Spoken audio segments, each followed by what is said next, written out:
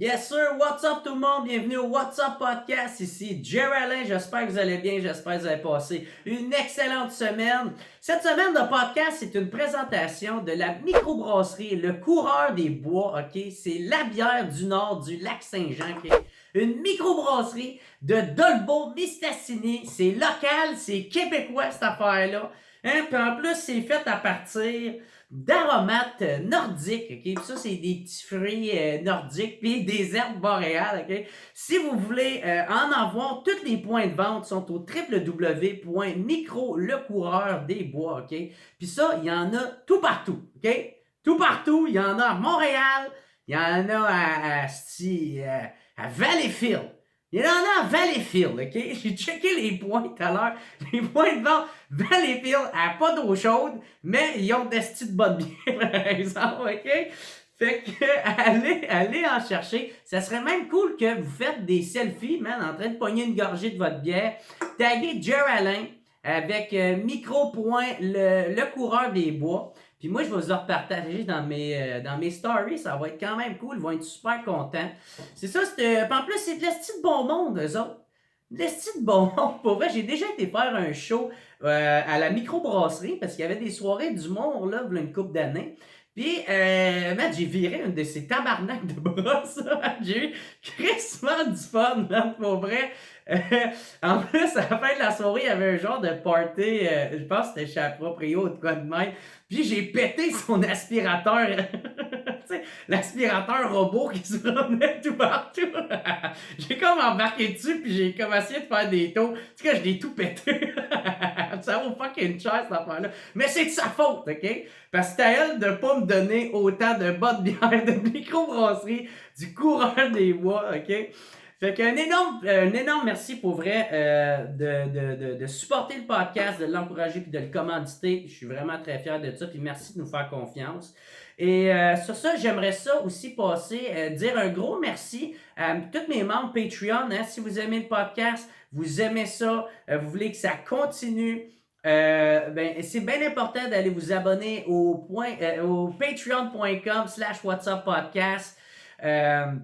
Ça, je mets tous mes podcasts d'avance là-dessus. Hein, puis en plus, je fais un live exclusif pour mes membres Patreon. Il y a tous les forfaits. Puis là, cette semaine, j'ai rajouté le podcast que j'ai fait avec le commandant Piché. Esti. Il y a le commandant Piché que j'ai fait dans un podcast. Il est là-dessus, il est disponible.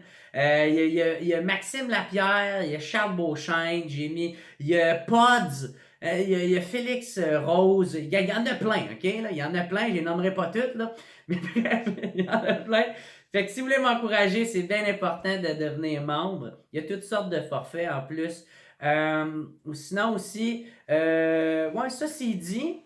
Puis, qui que je reçois cette semaine, c'est le réalisateur Daniel Roby. Daniel Roby, si vous vous demandez c'est qui, tu sais, celui que je sais que vous avez bien aimé le podcast que j'avais fait avec Alain Olivier, où c'est lui, il a eu un vécu vraiment incroyable, man. C'est celui qui a fait 8 ans de prison dans une prison du tiers-monde en Thaïlande, ok? Il a fait 8 ans, 42 mois enchaînés, tout ça à tort. Puis il a fait un film là-dessus. Ben, c'est lui le réalisateur. C'est lui qui a fait le film. C'est Daniel Roby. Puis lui, il a fait aussi le film Funky Town. Il a fait le film biographie de Louis Cyr, qui était écœurant, man, ce film-là. Moi, j'ai trippé. Moi, je voulais savoir comment il a fait pour filmer avec les astis de chevaux.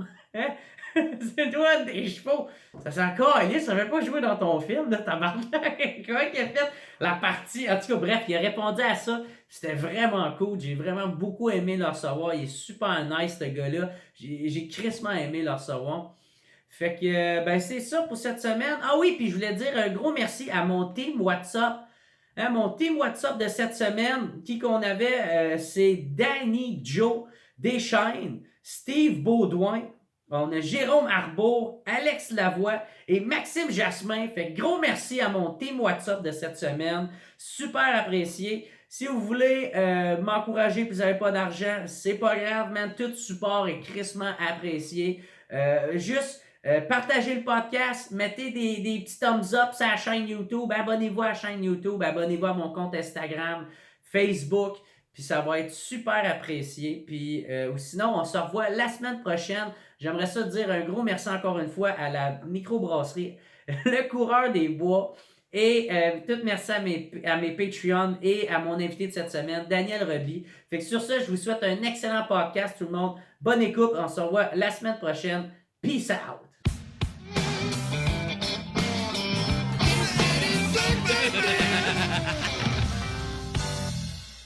What's up tout le monde? Bienvenue au What's Up Podcast. Super content de recevoir le réalisateur Daniel Roby. Thank you d'être là. J'ai-tu bien dit ton nom de famille? Oui. OK. Ben, je me trompe tout le temps. Soit, des fois, je donne soit trop un accent anglais pour Robbie. Ouais, pour absolument rien. Puis moi, le monde, ils font toute la même erreur avec moi. Tu sais, ils disent Jer Allen. Je suis comme, c'est Alain, man. Ramener ça au Québec. Ouais, c'est ça. C'est moi qui est super. C'est ça. Hey, merci d'avoir accepté mon invitation. Je suis super content. J'ai rentré en contact avec toi par l'entremise de Jesse Fuchs, qui avait justement... il avait tagué comme quoi j'avais fait un podcast avec Alain Olivier. Exact. Parce que c'est ça, c'est toi le réalisateur du film Suspect numéro 1. Oui. Excellent film en passant. Merci. Mais ça a dû te faire chier un peu avec la pandémie, par exemple, que... Un peu au début, parce que, un peu comme toi, tu me disais pour ton show, moi, le film devait sortir au mois d'avril. Fait que c'est sûr qu'au 15 mars, on était sur la swing d'organiser la première. J'avais quand même des gros acteurs sur le film, Josh Hartnett, tout ça, qui devait venir de l'Angleterre, Ben oui. à Toronto, à Montréal. Jeff Galligan. Grosse première, gros tapis rouge, gros truc. Puis c'est sûr que tout a été comme cancellé quand on a appris qu'on fermait tout. Fait que même Josh Hartnett, il s'en venait à Montréal pour la première. Oh, Chris, OK. Puis on allait faire 2 grosses premières, une à Montréal, une à Toronto. Fait que ça comme on a tout mis ça à glace. Fait qu'à ce moment-là, j'ai eu un petit... on se demandait qu'est-ce qu'on allait faire. C'est vrai qu'au début, quand même, si tu te rappelles, parce qu'on dirait que ça fait bien longtemps, on pensait que ça durerait pas si longtemps que ça. Non. Tu sais, on s'était dit, au mois de juin, ça va être fini.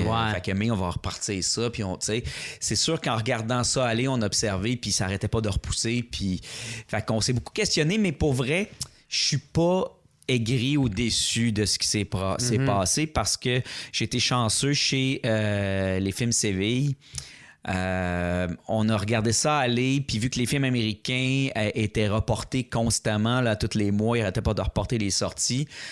On a décidé que dès que les cinémas ont réouvert à l'été, au mois de juillet, la première semaine, on allait sortir Target Number 1 ou Suspect numéro 1 là, en français dans les cinémas. Puis il y avait 50 personnes maximum par salle. Fait que dans beaucoup plus de cinémas que ce qu'on aurait sorti normalement. Fait qu'on a comme un peu pris... avantage de la situation un peu à l'été en se disant nous autres on va y aller puis on va le prendre le risque, puis ça a été payant parce qu'on était les seuls qui l'ont pris. Fait que quand le monde pouvait retourner au cinéma, il y avait juste notre film qui était là, qui était nouveau. Fait que je suis pas si déçu parce que dans le fond, peut-être qu'il y a même plus de monde qui ont vu le film à cause de ça. Tu penses qu'il peut-être qu'il y en a qui auraient moins... si on avait eu la compétition normale de tous les gros blockbusters de films américains, les films de super-héros, ces affaires-là, dans les salles, là, le vendredi soir, je veux dire, il y aurait eu bien plus de monde dans, je sais pas moi, dans le film de Christopher Nolan, Tenet, ou tous ces trucs-là, que dans mes salles à moi. Il y aurait eu de la compétition. Là, il y en avait moins. Fait que je pense que le monde a comme eu le goût de voir mon film peut-être un peu plus que la normale. Fait que ça a été quand même... Moi, j'ai trouvé ça positif. On était là 13 semaines en salle. Fait qu'on a eu le temps en masse. C'est bon, ça, 13 semaines? C'est très bon. Comme sur Louis Cyr, qui était mon plus gros succès en salle, c'était à peu près ça, 13-14 semaines qu'on a fait. Les autres films, c'est en bas de 10 semaines, c'est sûr. Là. Funky Town, on était peut-être 6 semaines maximum. Puis ça a été un succès, ça aussi. Puis on avait fait quand même 1,8 million. Je te parle en salle de cinéma. Fait que ça a été comme des bons chiffres, mais les films restent plus longtemps en salle de nos jours. Je veux dire, il y a tellement de films qui sortent tous les vendredis que les propriétaires de salles veulent rentrer les nouveaux films. OK, fait que déjà, à cause de ça, moi, j'avais pensé que ça arrêtait à cause du streaming. Tout le monde est porté à moins sortir. C'est la quantité de films qui sortent qui fait en sorte que dans les grosseurs de salles de notre époque, Parce que quand j'étais plus jeune, j'ai un peu de gris là ici, là, fait que j'étais un peu plus vieux que toi. Quand j'étais plus jeune, tu sais, les multiplex à 10 salles, il y avait des salles de 100 sièges, 80 sièges. C'est des petites salles. Fait que les salles étaient remplies. Mettons un film comme le mien qui a 70 personnes qui remplit une salle, ils pouvaient le garder plusieurs semaines. De nos jours, les salles sont 300 places, 250 places. Si la salle n'est pas pleine, le propriétaire de salle, lui, il veut remplir sa salle. C'est ça, il va dire un autre film. Il délite ton film bien vite. C'est pour ça qu'il change rapidement. Exact. OK. Mais je sais que Tenet aussi avait pris la chance de le sortir. Un peu plus tard. Oui, en septembre, genre. Oui, environ. exact. Puis, je pense, ça a quand même, ils ont bien fait, mais c'est aussi... Ça peut pas être aussi rentable, une grosse production américaine de même. Ils ont comme échoué leur objectif parce que c'est un film à 100 millions. Là. Fait que leur objectif de retour, il est énorme. Faut que ça marche à fond, tu sais. Donc, eux, ça n'a pas marché pour eux en termes de retour sur l'investissement là, de sortir à ce moment-là. C'est pour ça que toutes les autres après, ça a été tout repoussé en voyant ce qui est arrivé avec Tenet. Mais pour nous, on a une belle opportunité. Les gens se sont déplacés au Québec. Les cinéparcs étaient pleins à craquer. À Saint-Eustache, mon gars, on faisait les plus gros chiffres en Amérique du Nord avec mon film à Saint-Eustache. Puis après, quand ils ont refermé les cinémas, il était disponible en vidéo on demand là, sur Illico puis sur... c'est ça. Moi, j'ai eu un peu de la misère à le trouver parce que moi, de la façon... Parce que quand j'ai vu... Quoi?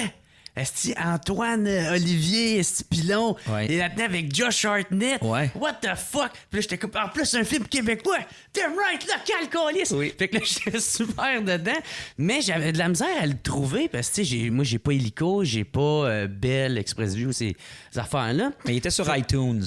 Ben, c'est ça, puis j'ai pas iTunes. Fait que là, la seule façon... quoi exactement? YouTube. Ouais, mais j'ai là... YouTube. Mais pour c'est de même, j'ai pu le payer parce que, tu sais, j'aurais pu trouver ou sinon un site pour le streamer gratis. Tu l'as trouvé sur YouTube? Ouais. Ah ouais? À louer sur YouTube? À louer sur YouTube. Je savais même pas que tu pouvais. Ben, en tout cas, si je paye, il y a bien une partie qui va aller à toi, j'espère. Non, ça, il n'y a jamais une partie qui va à moi. Je veux pas être plate là-dessus, là, mais... Chris, j'étais toute fière d'avoir payé pour justement. Non, ça va au distributeur qui rembourse ses dépenses puis qui fait son pourcentage. Puis après ça... Ouais, fait que ça vient... Il n'y a pas de retour au réalisateur. Mais juste avec YouTube ou avec... Tout, dans le fond? Ouais, t'es payé. Tu sais, quand tu réalises un film au Québec, t'es payé sur le budget du film. Il y a un pourcentage qui vient comme ta paye pour le tournage puis faire le film. Mais après que le film soit un gros succès, qu'il fasse plein d'argent ou pas, toi, tu reçois pas ça change rien. Mais en même temps, j'imagine que s'il y a plus de monde qui est prêt à le payer, peut-être eux autres, ils vont être plus favorables à vouloir te engager. Oui. Ah non, ça te sert de faire un succès dans le sens où... Fait que j'ai quand même un peu contribué. Oui, oui, tu m'aides si tu... Parce que le distributeur, là, il m'aime parce que les autres, ils font de l'argent. Fait que là, ils se disent, son prochain film, on va avoir le goût peut-être de le distribuer aussi. C'est ça. Fait que dans ce sens-là, oui, merci beaucoup. Non, mais j'attendais pas d'avoir des remerciements. Pour ton 4,95, whatever. Je voulais... Non, c'était pas vraiment dans cette optique-là. C'était vraiment que j'espère que ça contribue, tu sais. Ben oui. Encore l'autre là, qui fait plein de cash, là, moi. En plus, je veux pas te faire pleurer, mais sur ce film-là, j'ai réinvesti mon cachet de réalisateur au complet dans le film. Fait que j'ai comme pas été payé pour mon tournage. Fait que j'ai été comme un peu semi-bénévole. J'ai été payé comme scénariste avant pour créer le film. Mais au tournage, j'ai remis mon argent dans le film au complet. Fait que j'ai comme fait... Pour avoir plus de budget, dans le fond? C'est parce que sinon, oui. C'est parce qu'il y a il aurait fallu couper des choses au tournage dans le scénario.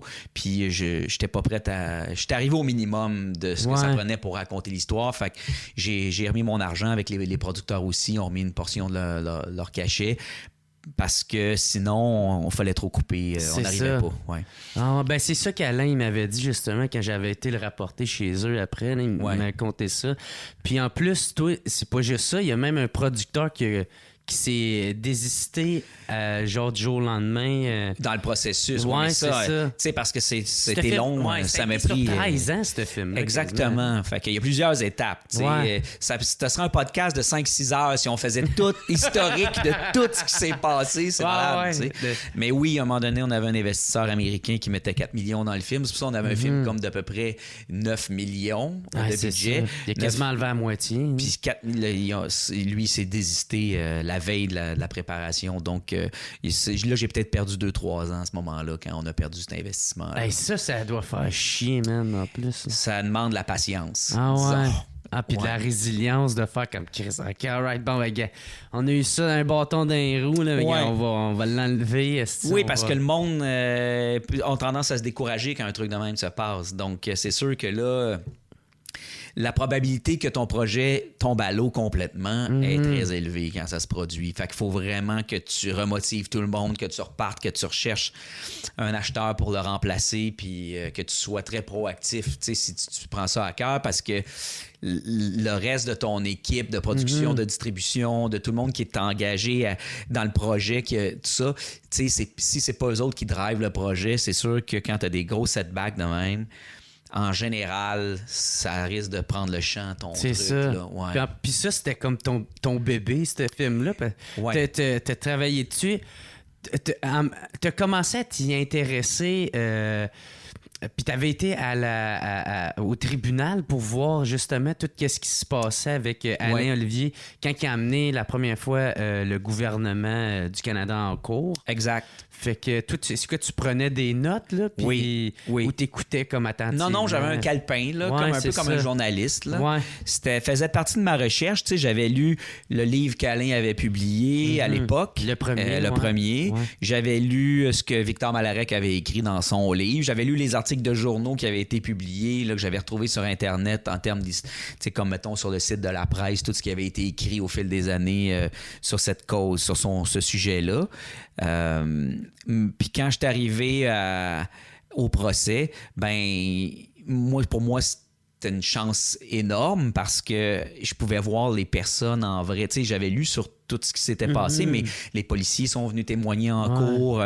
Alain a raconté son histoire. Tout le monde, tu sais, beaucoup de gens sont venus témoigner. Fait que je les ai vus en personne. C'est plus juste une histoire. Là. C'est du vrai monde. Ça prend vie. Puis chacun vient défendre sa version des faits. Tu sais, chacun a sa vision des choses. Bon, puis là-dedans, il y a des vérités, il y a des mensonges, il y a des trucs tordus qui seraient. Tu sais, puis tout le monde essaie d'attirer un petit peu la couverte de son bord puis d'inventer un petit peu ce qui l'avantage dans la situation pour bon. Fait que moi, je peux faire la part des choses de point de vue objectif, d'entendre les versions de tout le monde dans le détail, parce que ça a duré comme 3 mois. J'étais 5 jours semaine, tous les jours, comme une job. Là. J'arrivais le matin avec mon calepin, puis j'écoutais le procès toute la journée. Juste avant même, tu as eu l'idée de faire un film? Non, je voulais faire le film déjà. Oui, parce que ce que j'avais lu déjà, j'avais déjà une idée très claire de comment j'allais comme structurer ça dans un film. C'est juste que là, ben, je pouvais approfondir les détails de ma recherche, tu sais. Fait que j'ai écouté les témoignages de tout le monde, puis je prenais des notes dans un calepin. Puis je me faisais mon opinion. Des fois, il y avait, tu sais, la plupart du temps, c'était particulier. C'est la première fois que j'allais voir un procès comme ça au palais de justice. On fait pas ça, tu sais. Cette semaine, j'irais bien voir un procès. C'est ouvert au public, tu peux y aller. Tu sais, mais on fait pas ça dans la vie. Fait que j'avais jamais vu ça. Fait que déjà ça, c'était intéressant. Tu sais, on voit ça à TV, on voit ça dans des films. Mais là, de le voir en vrai, la vraie procédure, les avocats, tout comment ils se préparent, comment ils présentent leurs choses, comment ils interrogent les témoins, puis tout ça. C'est intéressant de voir ça pour vrai. Puis des fois, ben, il y avait des journalistes. La plupart du temps, j'étais tout seul dans la salle. C'est-à-dire que, tu sais, il y a les avocats des deux bords, puis il y avait Alain Olivier qui était là, puis le juge, tu sais, puis genre celle qui... La dactyto. Oui, exactement. Mais dans la salle, en général, j'étais tout seul. Quand il y avait un nouveau témoin, souvent, là, il y avait des journalistes qui venaient. Fait qu'on était peut-être des fois 3-4 pendant une journée ou des fois une demi-journée. Ils écoutaient les débuts de témoignages, puis après ça, genre, le lendemain, ils publiaient dans le journal « Ah, tiens, il y a un nouveau témoin dans la cause. » Ce qui était quand même médiatisé, la cause. Là. Quand Alain a poursuivi le gouvernement, là, ça passait pas mal dans le journal. Mais ça, c'était comme en 2008, là, ça? Ça fait quand même vraiment longtemps. Ben oui. Ouais. Puis, fait que c'est ça. Fait que toi, tu l'as vraiment pris à cœur, ce projet-là. Tu sais, de même... Puis en plus, c'est ça, tu disais aussi dans un article du Devoir qu'il a fallu que tu changes les noms, puis même le nom de l'opération policière. Ouais. Puis c'est quoi? C'est pour te protéger, dans le fond? Tu sais, quand on fait un film basé sur des faits vécus au Canada, il y a dans le financement... pour que le financement passe, OK, il y a des assurances qui sont obligatoires, comme une assurance qui s'appelle l'assurance erreur et omission. Ça, c'est une assurance qui rassure tous les investisseurs, tous les gens qui sont impliqués, le distributeur, les producteurs, ceux qui ont mis l'argent, que s'ils se font poursuivre pour quoi que ce soit, qui vont être couverts par la compagnie d'assurance pour pas qu'ils se ramassent dans des procès puis dépenser des millions de dollars. Okay? Donc, l'assurance à omission, ils lisent ton scénario, puis ils donnent des recommandations, puis des fois, il y a des affaires qu'ils vont refuser d'assurer. Ils vont dire « Ah non, ça, si tu gardes ça de même, ça, on n'assure pas ça. » Et donc, pour ça, cette analyse-là, il y a des avocats qui font l'analyse de ton scénario puis qui sortent des questions. Souvent, ils vont me poser des questions, tout ça. Surtout quand c'est basé sur un fait vécu. Quand c'est pas basé sur un fait vécu, ça passe vite, ça. Ils checkent si tu n'utilises pas des noms de personnes qui existent, mettons, puis ils voudraient des compagnies. T'échanges ou des compagnies, ou si tu mentionnes des marques, des trucs de même. T'sais. Mais là, quand c'est basé sur des faits vécus, ça va un peu plus loin. Puis là-dedans, au Canada, c'est très frileux par rapport à ça, comparé aux États-Unis, par exemple, parce qu'au Canada, t'es pas protégé. La liberté d'expression n'est pas protégée en premier. C'est la Charte des droits et libertés qui est en premier au Canada. Tandis qu'aux États-Unis, tu as la liberté d'expression qui est comme le First Amendment qui protège les artistes, en fait. Et nous, on n'a pas ça. Donc, au Canada, tu peux te faire poursuivre plus facilement pour... diffamation. Oui, exact. C'est comme si la vie privée des gens est plus protégée en premier. Donc, à cause de tout ça, les avocats recommandent toujours d'être extrêmement prudents. Et donc, l'assurance ne veut pas assurer plein d'affaires parce qu'ils ont vraiment peur. Et donc, dans le fond, le risque retomberait sur les producteurs. Et là, il n'y a pas personne qui veut prendre le risque. Donc, ça nous oblige à changer les noms quand tu...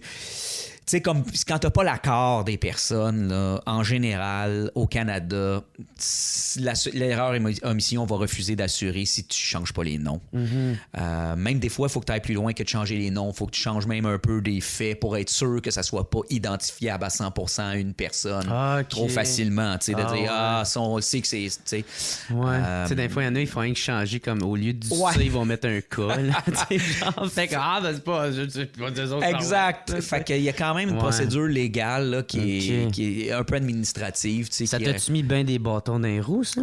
Pas tant que ça, parce que moi, ça ne m'a pas dérangé. Parce que là, j'avais Victor qui acceptait. Alain, il acceptait, évidemment, parce qu'il a collaboré. Le problème avec le nom d'Alain, c'est que là, tout à coup, si c'est Alain, c'est sa cause. Si c'est sa cause, tu peux tout trouver en 2 secondes. Même si tout le monde le sait, dans le film, si je mets son nom, ça pointe directement. Donc, c'est sûr que là, c'était plus safe, si on veut, de changer son nom. Puis de dire quand même qu'il a collaboré. Puis je veux dire, les gens font leur recherche, puis ils sont capables de trouver que c'est Alain. Puis il y a eu beaucoup de choses qui étaient publiées sur lui. Fait que ça me dérangeait pas. Puis, en gardant le nom de Victor Malarec, c'est une de ses enquêtes, puis lui, c'est une célébrité de toute façon. Pour moi, c'était suffisant. Puis j'ai gardé aussi le Globe and Mail, le journal où il travaillait. Eux, ils m'ont donné la permission. Puis CTV aussi m'a donné la permission. Mais mettons, la CBC, qui est Radio-Canada, eux autres, non. Ils m'ont pas donné la permission. Et puis, ils m'ont dit qu'ils ne donnaient jamais la permission à qui que ce soit.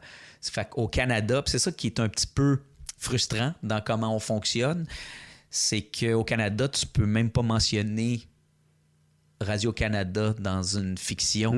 Qui est tatoué. Comme si on était en Russie un peu, dans le sens où une institution gouvernementale, t'as pas le droit donc de critiquer une institution gouvernementale dans une œuvre de fiction en la nommant. T'es obligé d'inventer un autre nom. Ou sinon, ils vont te poursuivre?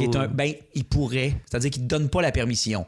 Fait que dans le fond, tu peux le faire, mais tu te mets à risque. Oui, exactement. Et vu que personne ne veut prendre le risque, l'assurance ne veut pas. Embarque pas. Il faudrait que tu... Donc, c'est quand même un peu technique, cette affaire-là, mais c'est un petit peu un petit peu triste, tu sais, parce que, surtout dans le cas d'un film comme ça, tu sais, pour moi, la GRC, c'est la GRC, puis le CBC, c'est CBC. T'as même dû inventer... La police, ouais. T'as inventé un corps policier, dans le fond, oui, mais pas juste moi. Je regarde tous les films québécois. La Sûreté du Québec n'est jamais mentionnée. C'est toujours un autre mot par rapport à la police provinciale. Ils appellent ça la police provinciale. Ou des agents fédéraux. Puis ils font des chars différents avec des logos différents au Québec. T'es pas comme aux États-Unis où t'as le FBI, puis le NYPD, puis il te le montre, puis c'est comme ça respecte l'institution vraiment avec le logo. Au Canada, tu vois jamais ça dans aucun film. Mais non. Tu t'en rends compte quand tu le fais. On dirait que, tu sais, on s'en rend pas trop compte parce qu'on regarde des films américains, puis on a comme l'impression. Mais quand t'es dans le processus, tu viens pour le faire, puis là, première affaire, les décors, t'arrives, fait que moi, mais il faut inventer un logo pour la GRC. Comment ça? Ouais, non, on n'a pas le droit d'utiliser les logos. En plus, il faut que tu changes le nom. Mais au début, j'étais naïf un peu là-dessus, je ne savais pas. Tu sais. Fait que dans le processus, il a fallu qu'on change ça parce qu'on est au Canada. Mais en fait, il a fallu. Tu sais, si, mettons, j'avais produit le film moi-même tout seul, j'aurais pu prendre le risque de dire, ben peut-être la GRC va me poursuivre finalement. Ouais, c'est ça. J'aurais pu le prendre sur moi, tu sais. Mais là, c'est quand même... Mais là, dans ce cas-ci, tu sais, il y a d'autres producteurs, il y a plein d'autres mondes impliqués, puis personne... Même le titre du film, on a dû le changer parce qu'on voulait utiliser le même titre que Victor Malarec avait utilisé sur un de ses livres dans lequel il parlait de cette cause-là. Puis même ça... On n'a pas pu... C'est quoi le titre? Ça s'appelait Gut Instinct, le titre du livre. Ouais. Puis en cours de route, la maison d'édition avait fait faillite. On ne trouvait plus qui possédait les droits de ce livre-là. Fait que vu qu'on n'a pas pu avoir une approbation écrite, c'est ça. L'assurance a refusé d'assurer le titre. Il a fallu que je change le titre parce que sinon ça fait une exclusion. Puis ça a pu limiter tes ventes à l'international. L'acheteur a peur de se faire poursuivre par une maison d'édition. Il veut pas acheter ton film parce que le titre n'est pas assuré, mettons. C'est des affaires techniques, mais à la fin, t'es comme, bon, ben OK, il faut que je trouve un autre titre de bord. Mais c'est de la merde parce que, tu sais, tout ton but, c'est de faire un film. Tu sais, t'es un artiste, un film dans ta tête. Exact. Puis il y a tout le côté technique, bureaucratie. Alentour, t'es comme tabarnak, je viens de faire un film. C'est pas si simple qu'on pense. C'est ça. Ouais. Faut que tu penses à tout avant. Il y a combien d'affaires tu dois penser avant même de faire le film? Avant même le scénario, avant même de... C'est sûr qu'avant de tourner, c'est plus comme de la recherche, puis des notes, puis après ça, de déterminer l'histoire que tu veux raconter. Comme là, je m'inspire d'un fait vécu, c'était pour moi de trouver l'histoire dans l'histoire. Qu'est-ce que je veux raconter dans le film, puis comment je veux le raconter. Ce bout-là, t'es pas très restreint, je trouve. Tu sais, t'es plus dans ta tête, puis t'inventes ce que t'as le goût de... Puis tu laisses aller ta créativité. Exact. Puis je me sentais pas limité, puis let's go, tu sais. Après, il y a deux réalités qui frappe ou ce que là tu deviens plus en solution de problème, tu sais. C'est ce qu'on vient de parler, donc cette affaire-là un peu technique. Puis l'autre point, c'est budgétaire. C'est que là, tout à coup, quelqu'un prend ton scénario, puis là, ben, il fait ce qu'on appelle un dépouillement, un breakdown de combien il y a d'acteurs, combien il y a de lieux, combien ça va prendre de jours, combien ça prend de voitures d'époque, comment ça prend au niveau des décors, des costumes, tout ça. Puis là, ils font un budget avec un nombre de... Tu sais, il y a des spécialistes de l'industrie. Fait que tu as un assistant réalisateur puis un directeur de production qui fait un budget. Puis là, ils t'arrivent avec ça. Puis là, ils disent, ben écoute, ce film-là, ça prendrait 50 jours puis ça coûterait, mettons, 10 millions. Puis là, ben nous autres, on se rend compte qu'on serait capable de financer, mettons, 7 millions. Ah, fait que c'est... OK, aussi. Fait que là, t'es comme, bon, OK. Fait que là, il faut que tu vois... Fait que la première passe de solution de problème, c'est... Qu'est-ce qu'on fait avec ça, tu sais? C'est genre ton film, ton beau film, tout bien écrit dans ta tête, tu fais... ça va peut-être être moins qu'est-ce que je pense, mais peut-être finalement ça. Puis là, il y a des producteurs qui s'enlèvent. Hey, tabarnak, là, comment qu'on va faire? Ouais. Puis là, tu dis, qu'est-ce que je fais? J'enlève-tu des affaires que je voulais faire? Qu'est-ce qui coûte cher là-dedans?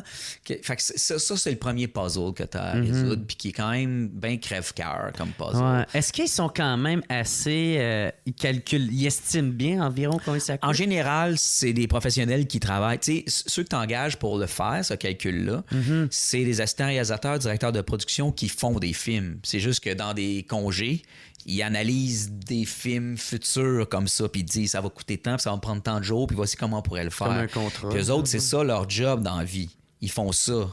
Donc, ils sont habitués. Donc, ils vont donner normalement un portrait assez réaliste de ce que ça devrait coûter au minimum, là, tu sais. Fait que c'est sûr que c'est un constat un peu violent. Ça arrive sur tous les projets que tu fais, là. Puis il faut que tu te demandes qu'est-ce qui est essentiel puis qu'est-ce qui est moins essentiel. Des fois, des affaires qui coûtent cher puis qui n'étaient pas si essentielles, tu essaies de les enlever vite pour garder les moments les plus importants. Fait qu'il y a une étape là, qui est dure à passer, je dirais, pour les réalisateurs puis les scénaristes, souvent. Aussi, parce que ça fait que j'étais un artiste. Ouais. Vous comprenez pas mon œuvre. Oui, mais tu sais, même, je pense que t'es même pas centré sur toi-même. C'est que t'avais rêvé à quelque chose, puis là, tu le vois d'une façon. On pourrait le faire, mais on pourrait en faire 2/3 de ça, mettons. Ouais, mais c'était comme un truc complet, tu sais.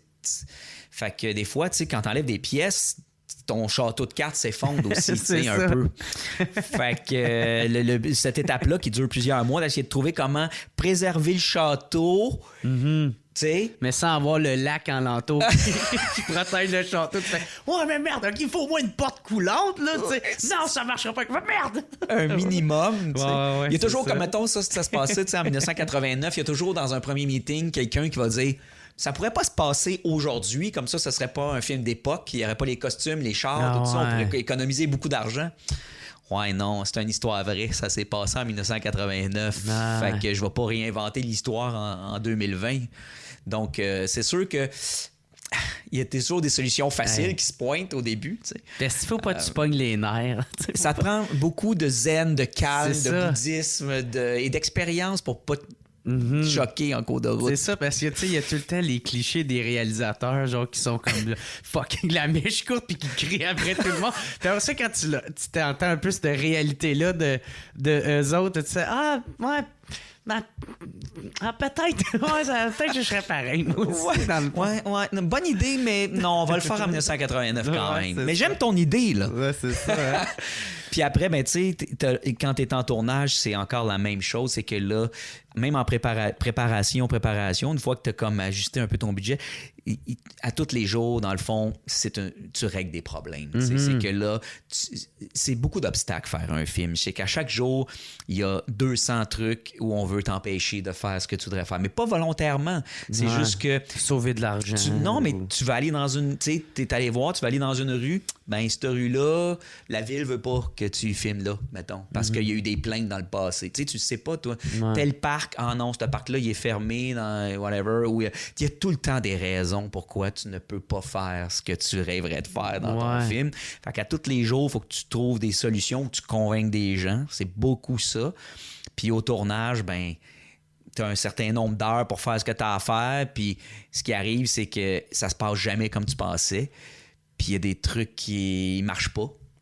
Puis c'est de la résolution de problèmes constamment. Fait que c'est ça le gros de la job. Moi, man, qu'est-ce que j'ai adoré de ce film-là? Le mélange des acteurs. Tu sais, t'as comme une vedette québécoise, une vedette américaine, puis une vedette britannique. Là-dedans, tu sais, c'est quand même fou. Comment t'as réussi à avoir ces trois personnes-là? Parce qu'au début, ça a l'air qu'Antoine Olivier, c'était pas supposé être lui. Non. C'était quelqu'un d'autre qui, malheureusement, il est décédé. Ouais. C'est ça? Il y a eu plusieurs personnes qui devaient jouer le rôle d'Alain Olivier. Au début, il y avait un acteur québécois connu qui devait... Mais ça a été tellement long à faire le film que je trouvais qu'il avait un peu trop vieilli. Puis c'était plus... Je trouvais que c'était plus dans le même... C'était qui? Ça te dérange de le dire? Tu veux pas le dire? Je vais regarder ça. OK, c'est correct. Mais ça aurait été super bon, mais je trouvais que 10 ans plus tard, c'était plus pareil. Quand même, le personnage... T'as vu, il est dans la mi-vingtaine, tu sais, quand ça s'est produit, Alain il avait comme 27 ans, tu sais. Pour moi, ça demandait une certaine naïveté, tu sais, qu'Antoine Olivier Pilon a, tu sais, puis que ça contribuait à son charme aussi dans cette histoire-là aussi que... Mais... il était bon, là. C'est un excellent choix, mais au début, tu sais, j'avais quelqu'un d'autre, là, le temps a passé, puis je trouvais que l'âge marchait plus trop, puis là, à un moment donné... Aux ventes internationales, ben, il trouvait que Josh Hartnett, c'était pas suffisant. Fait que il voulait que je trouve une autre vedette internationale. Puis c'est là que j'ai commencé à regarder pour des acteurs anglophones à l'international qui allaient jouer le rôle. Puis je me disais, les bouts en français, ben, tu sais, il n'y en a pas tant que ça. Tu sais, genre, il parle à sa mère. mettons, la blonde qui se fait, ben je l'aurais pas mis québécoise, tu sais, j'aurais mis comme une anglophone. J'aurais diminué un peu le français. Puis quand il y aurait eu du français, ben j'aurais trouvé une façon de le doubler ou de trouver une façon pour que ça apparaisse pas puis qu'il parle français. Tu sais, je m'étais dit ça dans ma tête. Fait que j'avais Anthony Yelchin aux États-Unis qui devait le faire, puis il y en a eu plusieurs en fait. Anton est décédé en effet. Après j'ai eu un autre acteur aussi qui voulait le faire. Puis c'est devenu l'acteur principal de 1917, tu sais, le gros film qui est allé aux Oscars. Lui, il ressemble George, il voulait le faire et tout. Finalement, ça a été tellement long de financer le film que écoute, il y avait d'autres opportunités. Il est allé faire avec Sam Mendes un film à 100 millions qui a gagné l'Oscar du meilleur film à la place de venir faire mon film.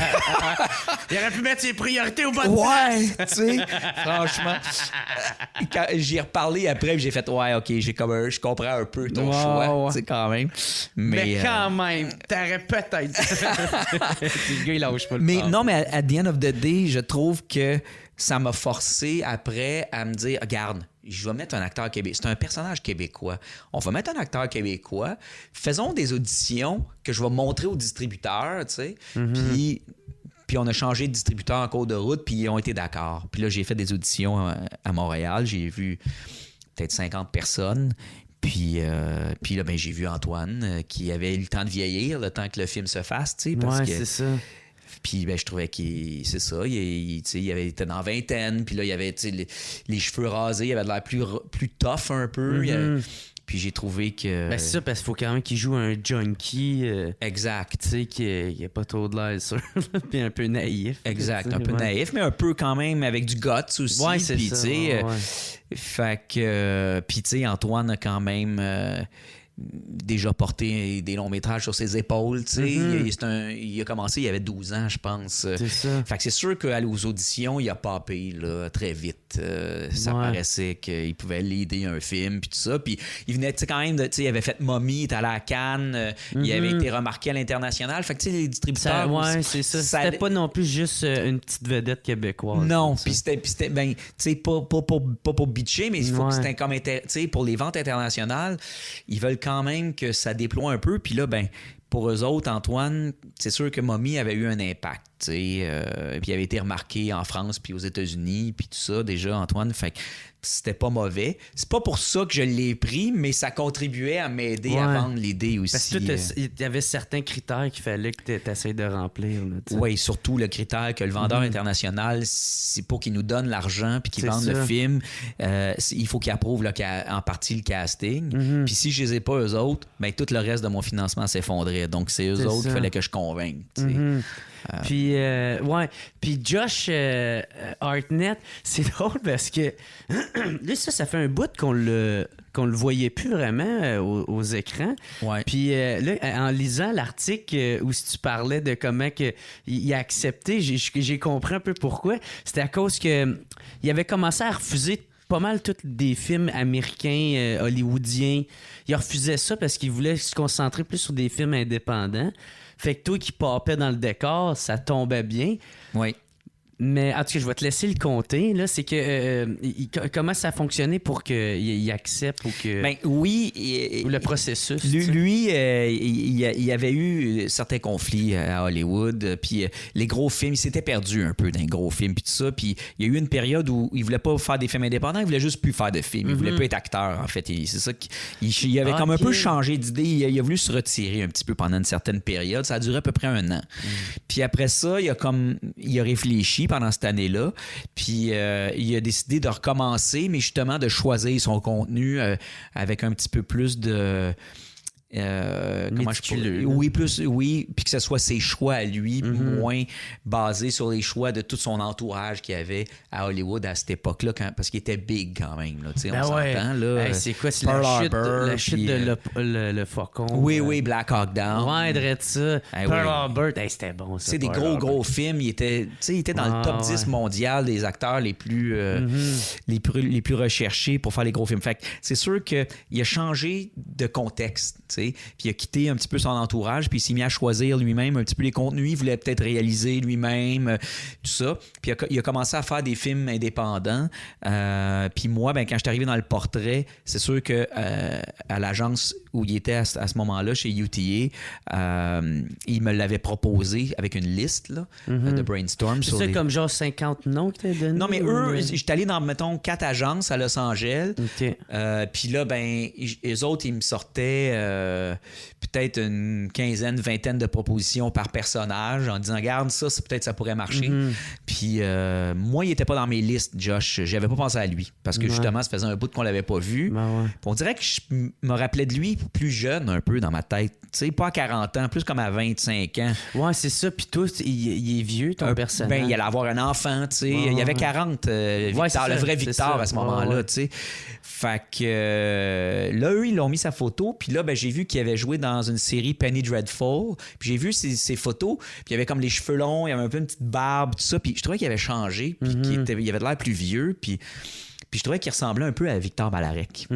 Puis ça m'a donné l'idée. Puis là, j'en ai parlé. Puis j'ai dit, pensez-vous que ça serait faisable? Parce que, tu sais, faire des offres à des acteurs américains, c'est très time-consuming, c'est long. C'est que tu envoies des offres, un à la fois, puis là, tu attends qu'ils lisent le scénario. Des fois, ça prend 3 mois avant que tu aies une réponse, puis ils disent non. Puis là, tu te demandes à quelqu'un d'autre. Fait que les années passent, tu sais. Fait que moi, je voulais plus perdre mon temps à envoyer de même à du monde que, de toute façon, on aurait su d'avance qu'il aurait dit non, mettons. Fait que j'ai demandé une liste d'acteurs qui, selon eux, ça serait possible que, tu sais. Puis ils m'ont dit, on pense que ce contenu-là, Josh, il cherche du contenu qui ressemble à ça. Fait que ça faisait partie d'une liste d'acteurs que pour eux, c'était fort possible que ça pourrait l'intéresser. Fait que là, ça avait été vite. Là, à partir du moment où j'ai dit, OK, envoyez-le. On a parlé un peu du cachet. J'ai quand même parlé de combien on pouvait payer. Tu sais, aussi, c'est une autre affaire. S'ils veulent pas travailler pour ce montant-là, on va pas l'envoyer pour rien. Moi, je serais pas capable de le payer 4 millions de dollars. Ça marchera pas, tu sais.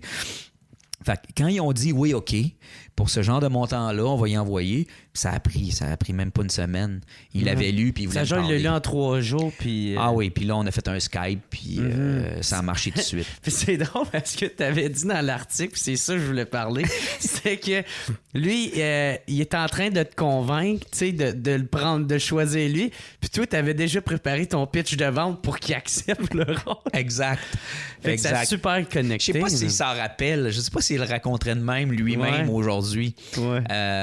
Mais moi, ma perception, c'est que très vite dans le Skype, on pourrait le regarder parce que moi, je l'ai filmé, je l'ai. T'as enregistré? Je l'ai enregistré. J'avais mis mon téléphone, puis j'ai filmé notre première rencontre. Je l'ai jamais regardé après, mais je l'ai. Puis...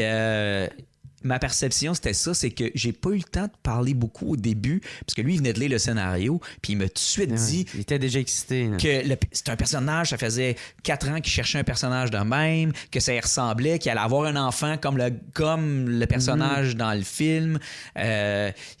Tout pour lui était comme synchronisé avec sa vie. C'était un bon retour, genre. Fait qu'il était très, très emballé. Mais lui, quand il raconte... C'est intéressant si jamais il visionne ça, mais il parle pas en français. Quand il raconte, parce que je regarde des interviews, il dit qu'il a accepté à cause de mon enthousiasme à moi. Mais moi, je me rappelle que notre meeting, c'était lui qui était bien plus enthousiaste que moi. Mais sa perception de moi, c'est que tu le vois, j'ai plein d'énergie, puis je suis comme très expressif. Puis motivé. Puis je suis très passionné, motivé par ce que je fais. Fait que c'est sûr qu'il a dû ressentir ça dans notre premier meeting. Mais moi, j'ai ressenti... Mais moi, j'ai pas essayé de vendre rien. Sérieusement. T'as pas eu le temps? Non, il me disait tout ça. J'étais comme, bon, tabarnouche, il veut vraiment le faire. J'ai pas besoin de le convaincre. Il m'a baissé son cachet. C'est ça. C'est de sauver une coupe de Finalement, je vais lui dire, combien t'aurais à investir dans ce film? C'est ça. Colin, j'ai raté. On aurait pu peut-être faire de l'argent avec ça. C'est ça. J'ai pas pensé. Puis pour Jim Gaffigan. Jim Gaffigan, oui. C'est ça. Mais puis pour lui... Tu le connaissais-tu, toi, Jim Gaffigan? C'est un stand-up comique très connu aux États-Unis. C'est ça. Il est super connu, mais moi, tu vois, ceux qui en arrière de moi, c'est les seuls que j'écoute. T'sais, ça prend énormément de temps avant qu'il y en ait un qui rentre, mais une fois qu'il rentre, là, j'écoute absolument tout ce qu'il fait. Là, je te conseille de jeter un petit coup d'œil à Jim. Moi, je le connaissais pas, mais il est très big aux États-Unis. mais dans le monde aussi, partout, parce qu'il a fait une tournée mondiale, genre, il a fait plein de pays les 3 dernières années. Lui, il est-tu britannique, lui? Non, il est américain. Ah, je pensais qu'il était britannique. Non, mais Josh habite en Angleterre. Peut-être que c'est ça qui t'a créé une petite confusion. Lui, sa blonde est britannique, puis il habite à Londres, Josh Hartnett. Okay. Mais Jim, c'est un Américain, puis je le connaissais pas. Puis c'est à l'agence chez UTA qui me l'ont proposé. Puis j'ai vu sa photo, puis tout ça, puis son look, tu sais. J'étais comme, pour Glenn, ça m'intéresse, parce que Glenn, quand même, dans le film, t'as vu, c'est un personnage un peu spécial. Ouais, faut qu'il soit imposant. Faut qu'il soit imposant, mais aussi, il faut qu'il soit bien charmant, mais aussi qu'il flippe à comme sketchy, un peu épeurant, où t'es pas trop sûr de qu'est-ce qu'il va faire, tu sais. Puis je m'étais dit, il n'y a rien comme un humoriste pour faire un personnage de thug. Mais qui te charme avant. OK. Parce qu'il faut que tu l'aimes vite. Fait que à ce niveau-là, je trouvais ça intéressant qu'il était stand-up. Puis je suis allé voir sur YouTube, il y avait 2 one-hour specials sur YouTube, gratuits, de performances de Jim. Puis quand j'ai vu ça, premièrement, je me roulais à terre. Tellement je le trouvais bon. Il est drôle. C'est incroyable. J'ai trouvé super drôle, super bon. Puis je me suis dit, pour Glenn, ça serait extraordinaire. Puis eux autres, ils me l'avaient suggéré pour un autre personnage. C'était pour jouer le rôle que Stephen McCarty fait, pour jouer Barry, le père, le gars de la police qui perd son fils dans l'histoire de ça. Fait que, mais moi, j'étais comme, non, je le vois dans Glenn. Là, d'aplomb, pensez-vous que ça pourrait marcher? Puis ils ont fait, oui, OK, on va y faire aller pour ça. C'est quoi, lui, il voulait commencer à faire des films? Ouais, et lui, c'était comme une bonne porte d'entrée. Ouais, il commençait à jouer un peu comme acteur. Il avait peut-être déjà fait 2 ou 3 films, puis il avait le goût, il a le goût de jouer, tu sais. Fait que ça donnait bien à ce niveau-là. Puis d'un point de vue financier, ça a été super facile parce que Jim, c'est quand même un humoriste. J'ai remarqué plus tard, il était dans le top 10 des humoristes qui font le plus d'argent aux États-Unis d'une année. Fait que j'étais comme... OK, lui, par année, il dépasse le budget de mon film au complet. Il fait de l'argent en tabarnane. Fait que lui, en fait, même, j'ai compris que de venir tourner sur notre projet, il a perdu beaucoup d'argent, en fait. Ah ouais? Parce que lui, il voulait, dans le fond... Parce que quand il n'est pas sur un stage, c'est du cash qu'il fait pas. Hey, il remplit des salles de 5000 personnes. Il fait des gros... Non, mais attends, là. Moi, je pense que c'est quelques millions de dollars qu'il a perdu à venir tourner sur mon film. Ouais. Mais en même temps... Mais c'est un choix. C'est ça. Puis rendu, tu sais, quand t'es rendu là, de l'argent, ça reste de l'argent. Là, fait que je pense qu'il en fait tellement. Est-ce que tu t'en colles? Exactement.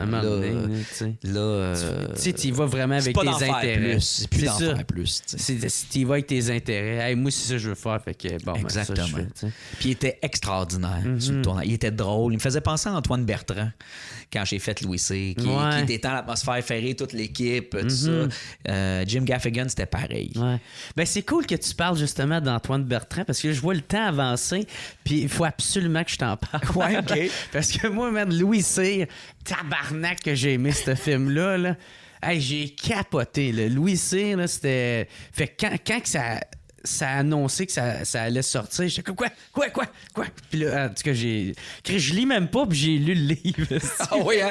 Oui, t'avais lu la biographie de Louis Cyr et sac, méchante brique. Ben, c'est ça. Puis moi, qui saigne du nez quand je lis, là, fait que je lis un derrière d'ingrédients, là, puis... fait que... Mais, ouais, c'était un excellent film. Est-ce que Antoine Bertrand... C'était clair que c'était lui qui allait faire Louis Cyr ou... Ouais. Hein? Parce que, oublie pas que quand on a fait le film, ça faisait déjà 10 ans, genre, qu'il avait été annoncé qu'il allait avoir une télésérie sur Louis C. puis que ça allait être Antoine qui allait le faire. Okay. Fait que là, déjà, tout le monde s'attendait à ce que ça soit Antoine. Puis là, bien plus que ça l'approchait, le projet de film, que ça allait marcher, évidemment, moi, je savais qu'il y avait eu ça qui avait été déjà publicisé. Puis Antoine, évidemment, je l'avais déjà vu jouer souvent dans plein de trucs, puis je le trouvais déjà extraordinaire. Puis, bon, après réflexion des options, parce qu'au début, tu te dis, bon, OK, il y a Antoine. Tout le monde s'attend à ce que ça soit Antoine. Antoine s'attend à ce que ça soit Antoine. Tu sais, c'est comme une évidence. Je veux quand même me demander qui d'autre il y aurait, mettons. Juste lancer dans les airs. Voyons-le, tu sais, tout ça. Puis ça n'a pas été une très longue réflexion. Il n'y avait pas de compétition, en fait. Non, ouais. Tu sais, et son niveau de jeu comme acteur, surtout dans ce temps-là, j'avais vu Antoine dans une pièce de théâtre, il m'avait jeté à terre. Parce qu'on l'avait vu beaucoup dans de l'humour, tu sais, il était dans les bougons. Dans les comédies, ouais. Fait que, dans des comédies, puis... Fait que là, tu sais, c'est plus dramatique, Louis C, tout ça. Mais moi, je l'avais vu dans une pièce de théâtre dramatique. Il kécasse à fond. Mais vraiment, c'est un acteur extraordinaire. Fait que c'est sûr que pour moi, au niveau jeu, fait qu'un gars de ce gabarit-là, qui a ce niveau de jeu-là, tout fit. Ça se trouve pas, là. Ouais. C'est comme un cadeau, là. Mais il y a eu un défi au niveau physique quand même. Il s'est entraîné pendant 9 mois avant le tournage, full on, avec un trainer, puis avec une diète, puis tout ça. Pourquoi? Pour parce perdre que, du poids? C'était pour modifier son profil, mettons. C'est-à-dire que je pense qu'à the end of the day, il faudrait que je demande à Antoine la différence de poids. C'est-à-dire qu'en termes de poids, il a perdu beaucoup, puis après, il a regagné du muscle. En fait, il a perdu du gras, puis il a gagné du muscle. Ouais. Fait que parce qu'il y avait quand même une forme un peu vers le bas. On voulait inverser la forme un peu, tu sais. Et ça a marché. On l'a fait il s'est entraîné pendant 9 mois, puis même pendant le tournage, il continuait. Modifier sa diète au complet. Écoute, il a travaillé fort.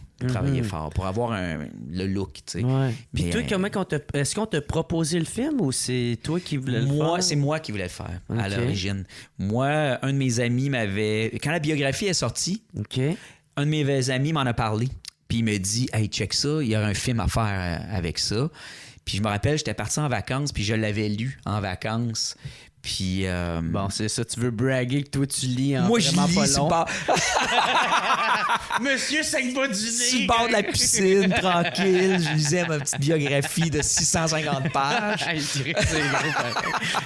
Je me rappelle très bien, c'était à Las Vegas, à part de ça. J'allais dans la piscine un peu, là, je sortais, puis je lisais ça. En train de compter mon cash. Entre 2 games de poker, parce que je jouais pas mal au poker dans ce temps-là. Puis, non, j'avais trouvé dans le livre tout l'angle entrepreneur québécois, tu sais, les anglophones qui menaient tout. Puis le fait que là, tu avais un Canadien français qui avait pris entre ses mains sa destinée, qui a décidé de s'autoproduire, qui est devenu un des premiers entrepreneurs célèbres, puis est devenu un des hommes les plus riches au Canada. Pour moi, c'était ça l'histoire. C'était comme... C'est pas juste lever des poids, là. Bon, fait que ça m'intéressait. Fait que j'ai dit, OK, il y a quelque chose, il y a un film à faire pour moi, en tout cas, dans ma perspective. Puis là, j'ai trouvé qu'il y avait un projet de film qui était déjà en développement. Sylvain Guy avait écrit un scénario, déjà, chez Crystal Film. Et puis, il y avait comme le réalisateur qui devait le faire, ça avait comme changé. Il faisait d'autres choses. Puis là, tout à coup, il y avait comme une place personne. De libre. Ouais. Fait que... ça a bien tombé. J'ai contacté... fait que j'ai rencontré Christian Larouche, le producteur, puis on s'est parlé, puis j'ai parlé de mon angle, puis qu'est-ce que je voulais... Puis... toi, le fait d'avoir eu un succès avec Funky Town, c'est ça qui te... ça aide. C'est ça qui t'a fait... qui ont eu confiance en toi. Oui, parce que j'avais fait un gros film avant qui avait eu un succès commercial. Puis là, pour financer Louis C, qui était un gros budget, c'est sûr qu'il faut rassurer tout le monde que tu es capable de faire un succès commercial à quelque part. Fait que ça m'a aidé. Puis je pense que aussi, l'angle que je voulais prendre, je pense qu'il avait aimé ça.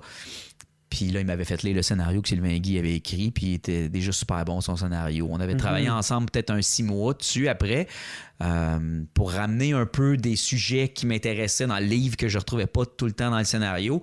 Puis avec Sylvain, ça avait été super bien. Il avait comme tout incorporé mes idées dans son scénario, puis on est devenu un super bon team. Puis c'est une belle expérience. Je suis vraiment content de faire ce film. C'était quoi le mandat du film? Dans quel sens? Est-ce que c'était de raconter sa vie? Est-ce que c'était justement de mettre un peu de l'avant le côté entrepreneur, le côté le Canadien français qui...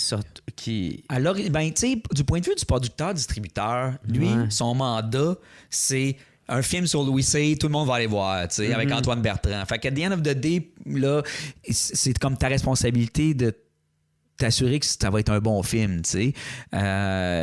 C'est sûr que le producteur, il va lire les versions, il va donner son opinion, mais ça devient toi qui va comme un peu décider où est-ce que tu vas mettre le focus. Moi puis le scénariste, on en a parlé beaucoup. Lui, il avait déjà trouvé, tu sais, comment raconter cette histoire-là pour qu'elle soit captivante.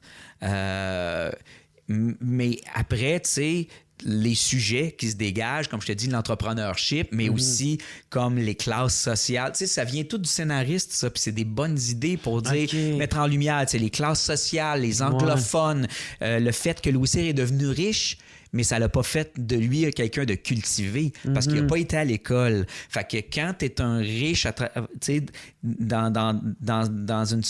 dans des classes sociales puis tu côtoies des gens qui ont de l'argent, ils ont souvent de l'éducation aussi, ça créait chez Louis Cyr un sentiment de complexe d'infériorité. Il savait pas lire, tu sais. Fait que tout ça, c'est Sylvain qui a amené ça et qui a trouvé comme des conflits dans sa vie, des challenges, avec des dilemmes avec sa femme, exactement.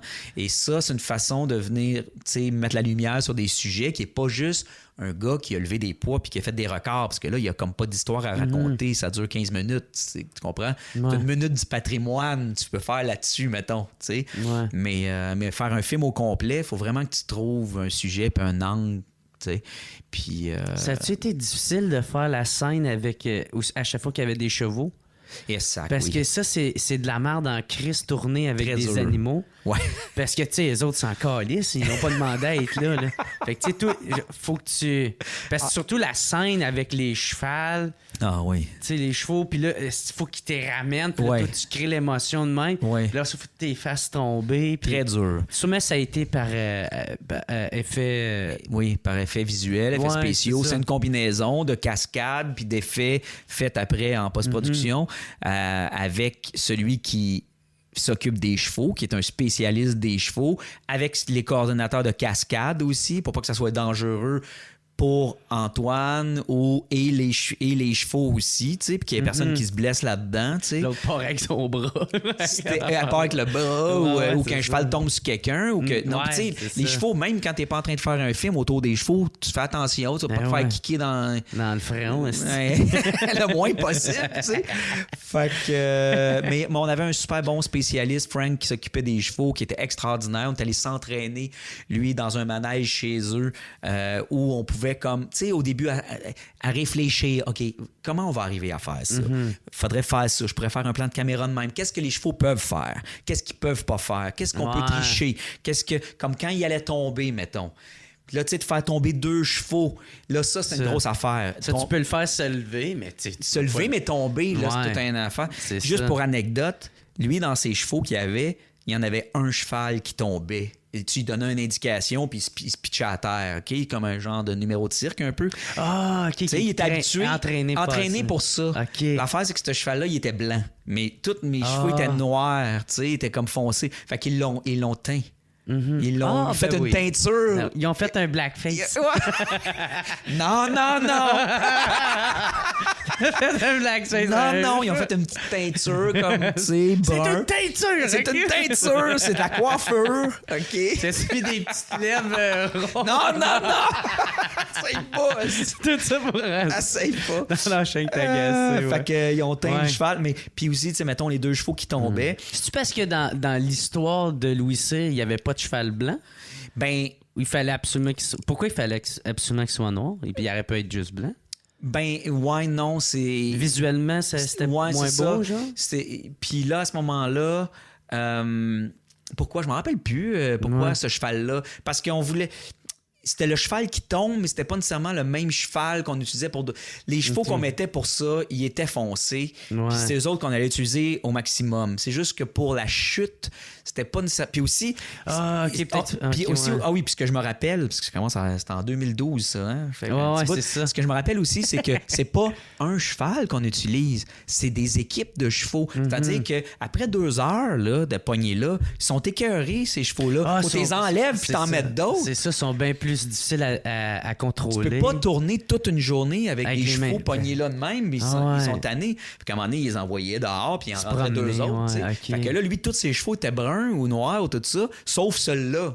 que là, qu'est-ce qu'on fait, tu sais? Fait qu'on on le teint pour venir l'intégrer pour ça, pour la chute. Pour qu'ils soient tous pareils, puis exactement. pas casser la tête. Puis la chute, 2 chevaux qui tombent sur le côté, c'était trop dangereux pour que les chevaux ils se blessent. Fait qu'on les a fait séparément, puis ils ont été rajoutés, arrangés en post-prod. Puis il y a 2 plans où c'est des chevaux qu'on a animés en 3D. Là, c'est pas des vrais chevaux parce que c'est trop dangereux. Les faire lever, c'est des pattes, tout ça. Ça te tente pas d'avoir PETA après toi.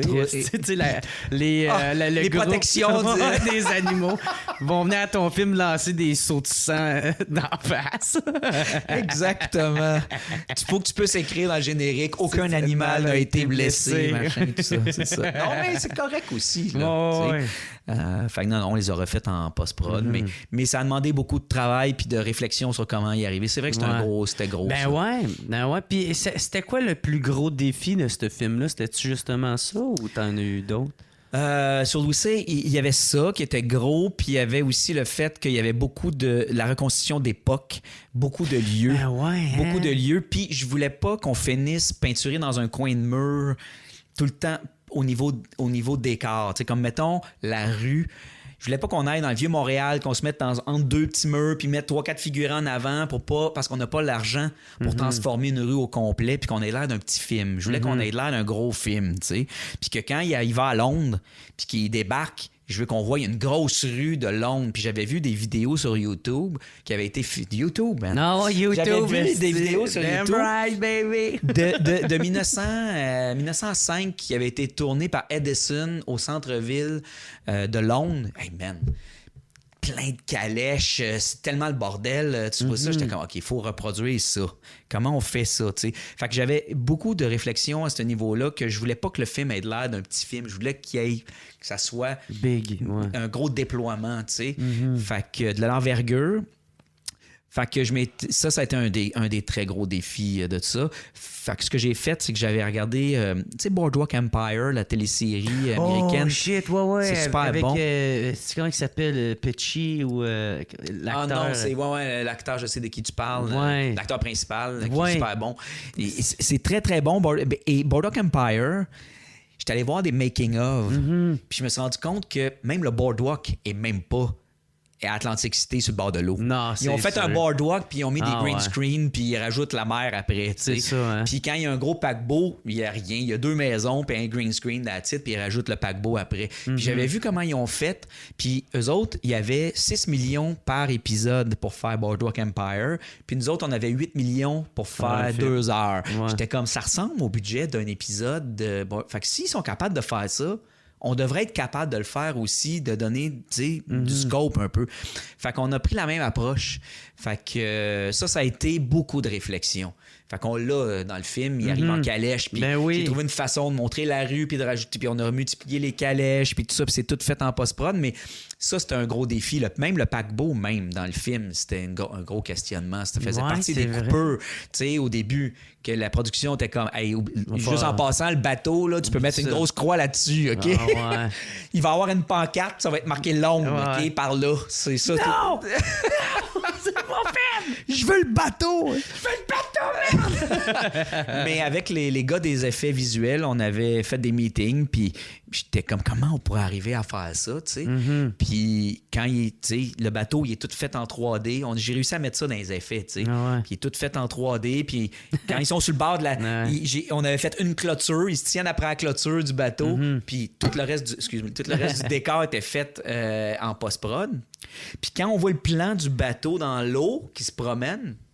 T'as volé ça dans le Titanic. Ben quasiment.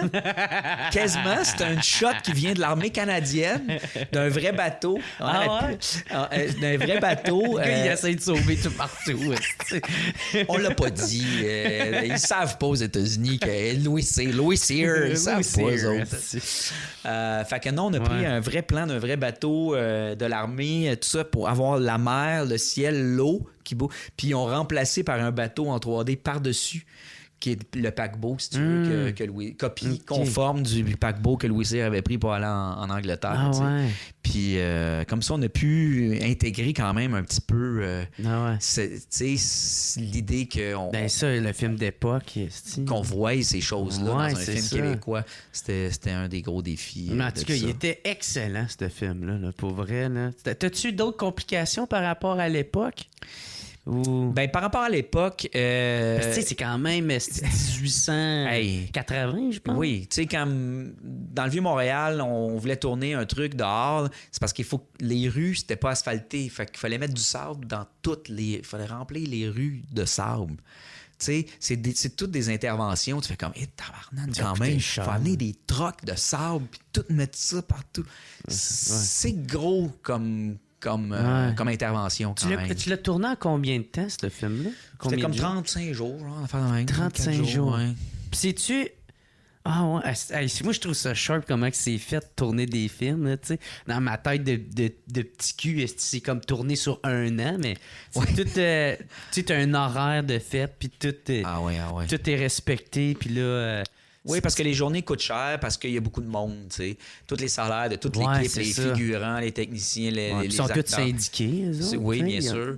Puis l'équipement, tu sais, l'équipement pour le tournage, les camions, tout ça. Fait que c'est sûr que les journées coûtent cher, fait que tu peux pas tourner beaucoup de jours, puis c'est tout collé, puis c'est comme une shot. Fait qu'on fait beaucoup de préparation, puis une fois que ça part, y a-tu des affaires que t'aurais aimé ça avoir que t'as pas pu avoir pour Louis Cyr? Il y en avait. Aujourd'hui, tu sais, t'essaies d'oublier ça après, tu sais, dans le sens où... Non, mais c'est vrai, tu sais... Moi, je te ramène ça. Qu'est-ce que t'as pas eu que tu voulais? Je me rappelle que c'est sûr que dans le début du film, je pourrais te dire une affaire, c'est que dans le début du film, ça devait commencer à l'usine avec une compétition avec les Irlandais où Louis Cyr prenait les balles de foin, puis il transportait ça, puis il faisait une compétition avec les Irlandais dans l'usine. Puis finalement, c'est son petit frère qui le raconte à ses parents autour de la table de souper. Il rentre, puis là, son petit frère raconte. Puis là, il a fait ci, puis là, il a fait ça, puis là, il en parle, il le raconte. Mais dans le scénario, ça se passait, on devait le tourner. On avait trouvé l'usine, tout, mais c'est juste qu'à un moment donné, la quantité de figurants, tout le décor, tout ça, le temps de tournage, il a fallu qu'on coupe ça. C'était comme, ça coûtait trop cher pour... Mais toi, c'est quand même drôle parce que toi, tu produis puis tu réalises tes films aussi. Il y a certains films. Il y en a que j'ai produit, il y en a que oui, il y en a que non. Tu mets ton argent de ta poche dedans pour faire le film? Pas nécessairement. C'est surtout c'est sur Target Number One, oui, puis sur mon premier film. Sur La Peau Blanche, je me suis pas payé. Ça. Parce que. Puis ça a eu un succès, ça. Ça a eu un succès en festival au Québec. Il n'y a pas grand monde qui a vu mon premier film. Okay. J'avais Marianne Farley puis Marc Paquette sur l'affiche. Frédéric aussi. Frédéric Pierre. Non, mais oui, il y avait Julie Le Breton dans mon film, tout ça. Julie Le Breton aussi, ouais. Mais sur l'affiche, à l'époque, personne ne connaissait ces deux acteurs-là. Sérieusement, j'ai beaucoup appris de la mise en marché de mon premier film. C'est que personne ne savait c'était quoi. Fait que personne n'est allé le voir. C'est ça. C'était en 2004, ça, je pense? Oui, exact. Ouais. Fait que Marc Paquette, Marianne Farley dans le métro sur des grosses affiches, tout ça, marqué La Peau Blanche. Moi, le monde me disait, c'est quoi ça? C'est un film américain? Ils connaissaient pas les acteurs. Puis, fait que quand j'ai fait Funky Town, j'ai fait Patrick Huard. Let's go. On arrête là, les acteurs anonymes parce que sinon, faut que les gens aient une référence pour avoir le goût au moins de se déplacer. Ouais, c'est ça. J'ai pas regretté quand même La Peau Blanche. Je pense que c'était un très bon casting puis il était parfait pour les rôles. Puis je pense que le film est meilleur. Je regrette pas du tout. Mais j'ai quand même appris que ça prend un petit peu un attrait au niveau du casting pour susciter l'intérêt du public. Pour aider à susciter... Ben oui, qu'il y ait le goût, au moins la curiosité de se demander c'est quoi ce film-là. Fait que... Puis, c'est ça. Puis Funky Town, c'est ça aussi, ça a super pogné. Il y a eu, par exemple, une critique qui disait que c'était comme un peu anti... Trop en anglais. Ouais, anti-péquiste ou quelque chose de même. Pourtant, moi, je vois pas ça de même. Pour moi, c'était pas politisé, même s'il y avait l'Office de la langue française dedans qui voulait changer le nom du club. Mais c'était plus comme c'était des jokes un peu, mais c'était vrai que ça se passait dans ce temps-là, tu sais. Ils appelaient ça le Starlight. T'sais, s'ils mettaient le avant, ça passait à l'Office de la langue française. Fait que c'était juste, je trouvais ça bien drôle. Mais non, moi, je trouve que on voulait faire un portrait réel de c'était quoi le centre-ville de Montréal en 1970, 1973, 1975, dans le bout de la rue de la Montagne, là où il y avait les premières discothèques de la Montagne, Crescent, dans ce coin-là. C'était très bilingue, ça se passait dans les deux langues, c'était très mélangé. Puis on a fait ce portrait-là. Le film est pratiquement 50% en anglais, 50% en français, mais c'est un vrai portrait de ce que c'était à l'époque. Puis même, je pense que c'est revenu. Ça a comme, tu sais, Montréal, l'ouest de la ville a eu une passe de francisation. Puis je trouve qu'en 2021, on est revenu pas mal. Il retourne sur Crescent aujourd'hui. C'est pas mal. Bonne chance avec ton français. Je trouve qu'on est revenu en 1970. Mais tout ça, sans parler de politique, c'est juste de faire un vrai portrait de ce que c'était pour que tout le monde se reconnaisse. Puis ceux qui ont vécu l'époque puis qui allaient au Limelight à l'époque, parce qu'on a tourné dans le même club, le vrai club où il y avait le Limelight, on a reproduit là le Starlight dans le film, mais c'était le Limelight. Pour qu'aussi un élément de nostalgie, ceux qui ont vécu l'époque se retrouvent là-dedans. Même l'escalier de l'entrée, c'est la même place. Juste pour que... On s'est basé sur des photos de l'époque pour reproduire aussi. Là. Mais même où je sais que ça avait créé un petit peu aussi... Des questionnements parce qu'il y a beaucoup du film qui est en anglais, les Italiens se parlent en anglais, tout ça. Fait que ça a heurté un petit peu notre box-office à l'extérieur de Montréal, je le sais. Il y a des gens qui ça les décevait un peu, mais pour nous, on aimait mieux être fidèles à la réalité, puis on trouvait que... Ouais, c'est ça. On trouvait ça intéressant de faire ça de même. Puis, c'était-tu un film pour, mettons, pour tout le Canada ou c'était plus visé québécois ou... C'est plus visé québécois. C'est sûr. Il y avait quand Patrick Huard, c'est ta vedette. Oui. Mais le film est sorti quand même à Toronto et à Vancouver. Mais les films canadiens et anglais, ils sortent à très petite sortie dans le reste du Canada. Fait que c'était pas là que tu mets pas ton focus là-dessus. Mais y a-tu un star system anglo-canadien? Pas tellement, non. C'est ça. Il est très dilué dans la culture américaine. Il y en a un peu, mais pas tellement. Fait que ça veut dire que la mise en marché des films canadiens et anglais est pas efficace. Tu peux pas miser là-dessus. Non, pas du tout. Parce qu'ils vont tous te regarder. Même là, Target Number One à Toronto, c'est vrai que la pandémie nous a pas aidé. Le monde avait tellement peur du virus qu'il allait pas dans les salles quand on l'a sorti au mois de septembre. Mais même avec Josh Hartnett comme vedette qui joue Victor Malarek, qui habite à Toronto, qui est au Globe and Mail, qui est à Toronto. C'est ça. Puis j'avais l'impression que tout le monde s'en foutait un peu, finalement, à Toronto. Ça m'a surpris. Si c'était à Montréal, puis l'histoire se passait au Journal de Montréal ou à la presse, tabarnouche, le monde serait intéressé. Je trouvais qu'à Toronto, ça a comme passé dans le beurre. C'est comme ça. Y a-tu un film que t'aimerais ça tourner ou un film rêve que t'aimerais ça faire? Ou... Il y a des sujets... il y en a un que, après mon premier film, j'avais vraiment le goût. Puis je vais probablement le faire l'année prochaine. Ah ouais? Fait que je peux pas te dire c'est quoi, par exemple. Okay, parce que je pense que ça va marcher. Mais c'est un trait de personnalité que j'ai, c'est que, tu l'as remarqué, j'ai pris 12 ans à faire mon film, c'est que je lâche pas facilement. C'est bien fatigant pour bien du monde, tu sais. Quand il parle, il va oublier ça à un moment donné. Non, t'en ramènes tout le temps, ça. Non. Fait que... non, c'est ça. Sinon, un truc que je rêvais quand j'étais jeune, c'était vraiment de travailler à Hollywood puis faire des gros films hollywoodiens pour des gros studios, tu sais. Ça a-tu changé? Non, j'ai encore le goût. Le portrait a beaucoup changé, par exemple, de l'industrie. C'est plus comme avant. Il y en a beaucoup moins des films. À ce temps, c'est beaucoup les séries sur les streaming comme Netflix, comme Amazon, tout ça. À ce temps, c'est comme les films de Marvel maintenant. T'sais, les gros films de studio, c'est les franchises de films de super-héros. Beaucoup. Puis là, c'est comme sacrément qu'il y a de l'argent là-dedans. Là, il y a de l'argent, mais il y a juste de l'argent juste là-dedans, finalement. Fait que ça devient plus difficile, mais on verra. Moi... Tu sais, mon dernier film, il est vendu partout dans le monde. C'est quand même Universal qui l'a vendu, tu sais, qui l'a acheté pour le sortir dans tous les pays à l'extérieur des États-Unis puis du Canada. Fait que, tu sais, moi, puis je prépare comme une télésérie en Europe de science-fiction en anglais, tout ça, qui a quand même une envergure puis qui a quand même un gros budget. Mais ouais, avant ma retraite, j'aimerais ça aller jouer avec les bébelles de 150 millions de budget pour voir un peu ce qu'on peut faire pour le fun avec ça. Ouais, au moins une fois. C'était fait aussi dans La Brume. Qui s'est tourné en France. Ouais, à Paris. C'est ça. C'était. Je l'ai écouté hier, le film, puis il est bon. C'était un bon film. Tu sais, le bout où ce que. Moi, il y a 2 bouts que j'ai bien aimé. C'est quand il sort dehors puis qu'il voit comme toute la brume s'en venir. Ouais. Puis es-tu vraiment dans la rue, ça? Oui. Puis là, mais la fumée, on l'a rajouté en effet 3D. C'est-tu compliqué de filmer de même dans la rue? Parce que tu sais, faut que tu bloques tout, puis faut pas qu'il y ait personne, tabarnak. Exact. Tout le monde qui est là, c'est des figurants. Donc, c'est ça. Parce que là, eux autres, ils voient le truc puis ils se mettent à courir. Puis, fait que oui, c'est très dur, surtout à Paris. À Paris, ben oui.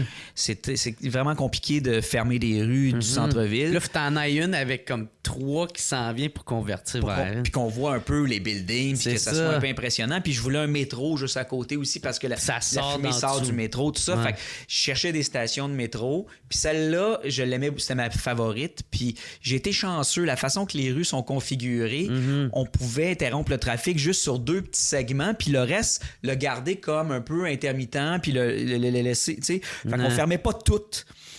Juste la portion, il y avait comme 2 rues un peu parallèles, une à côté de l'autre. Fait qu'on pouvait comme, nous autres, être sur une portion, mais ça continuait à circuler à côté. Fait que, sérieusement, ça m'a aidé à ce qu'on ferme ce segment-là pour faire ça.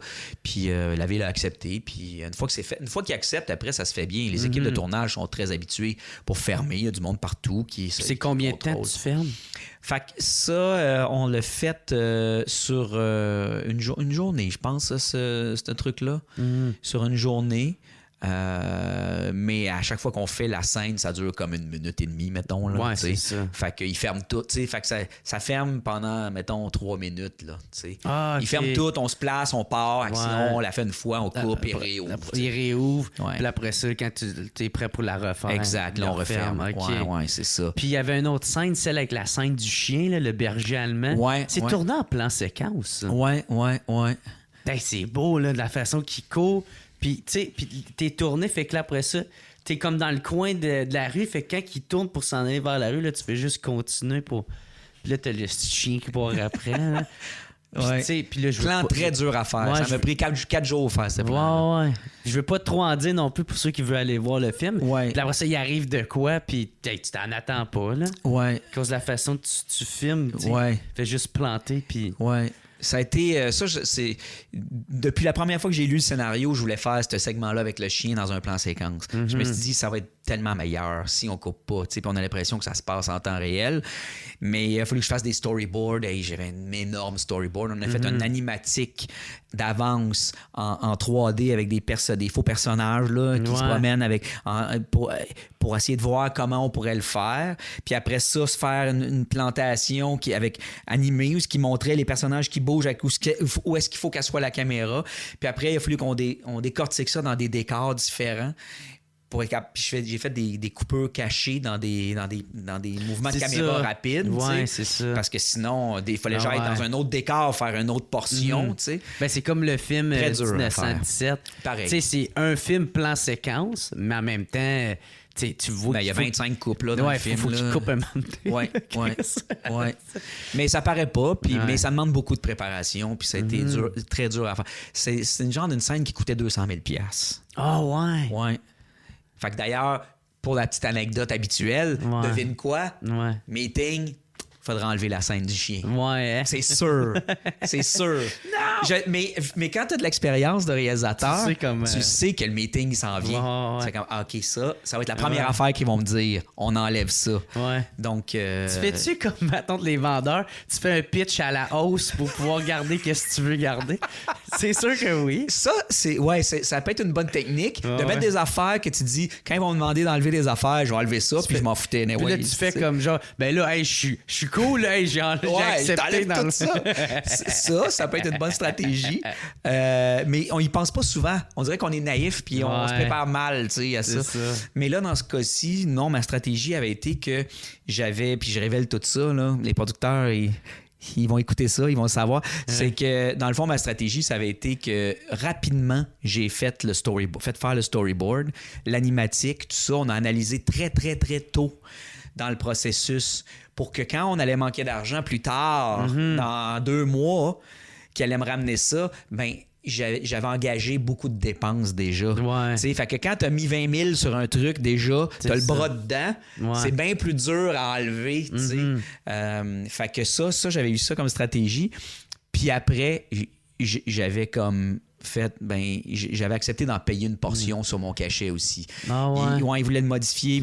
Souvent, les réalisateurs sont sensibles, puis là, ils finissent par faire je vais le payer. Ça, faut que tu te retiennes, hein, parce que sinon, tu fais jamais d'argent toute ta vie. Là, tu finis-tu par gagner ta vie? Ouais, c'est ça. Le gars, ça marche au bout de ses affaires, mais il gagne pas une dizaine parce qu'il met tout son cachet là-dedans. Faut que tu fasses attention, sérieusement. Depuis tout à l'heure, je t'écoute parler. As-tu déjà fait de l'argent? Non, mais finalement, je l'ai fait sur mais c'est des gros films. Fait que je faisais quand même des bonnes payes sur ces films-là. Fait que là, des fois, je pouvais en prendre une petite portion puis leur mettre, tu sais. Mais pour te donner toute l'information, j'ai rapidement, très tôt dans ma vie, investi dans l'immobilier parce que je me suis rendu compte que sur les films, ils sont trop espacés. Puis, tu sais, je peux pas comme tout baser ma vie financière sur ma carrière de réalisateur de films. Puis là, j'ai une question. Je sais pas si c'est indiscret, là, mais tu sais, comment des réalisateurs comme Jean-Marc Vallée puis Denis Villeneuve font pour comme partir du Québec puis s'en aller puis réussir des gros films à... Ben, c'est parce que ça se fait par étapes, ce genre de transition-là. Denis, il est allé aux Oscars, tu sais.